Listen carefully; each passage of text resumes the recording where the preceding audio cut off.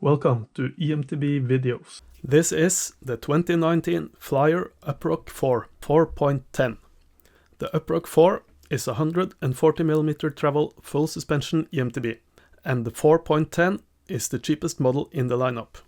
Flyer is, as far as I know, the only brand running Panasonic motors. The Panasonic GX motor on this bike is new for 2019, and we quite liked it. We will be back with a more detailed review of the motor shortly. Flyer is running an external battery design on all their bikes. This results in a total bike weight of 23.7 kilos, pedals included. And that's not bad, considering we got a big 630 watt-hours battery. Flyer is one of the few manufacturers sticking with external batteries, also for 2020. So we get a relatively lightweight bike with a big battery at a pretty low cost.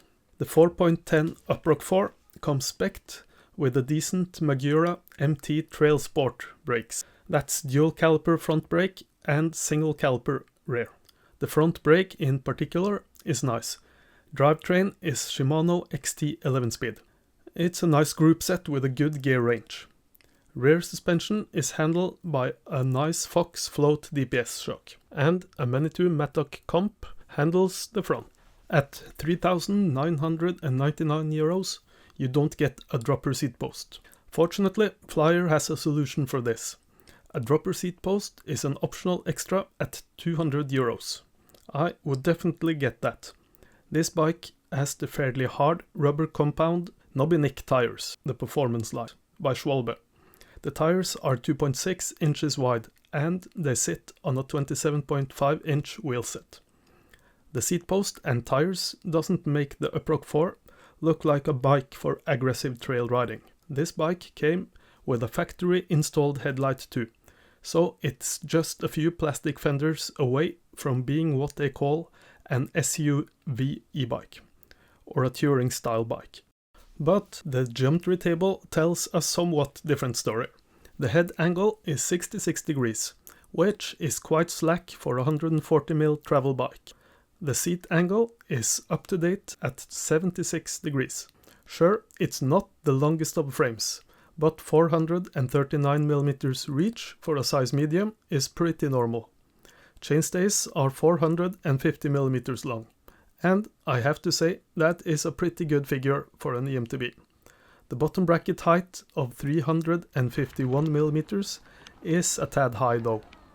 With 140mm suspension travel and a slack head angle, this bike surely will work on the trails, right?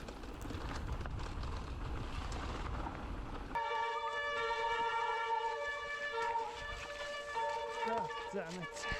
Riding conditions were wet and very slippery, so we soon swapped the front tire for a grippier Maxxis Minion DHF. On the climbs, the Uproc4 was a pleasant companion. 450mm chainstays is sufficient for climbing most hills, and the 76 degrees steep seat angle is pushing the rider weight forward. In the steep climbs, we could move around on the saddle without feeling like we were tipping backwards. And the generous ground clearance meant we could pedal over rough ground. I feel like every time I test a new motor, I praise it for being powerful at both low and high cadence. And that definitely goes for the Panasonic GXO. In fact, I believe it's more powerful than the other motors I've tested in 2019.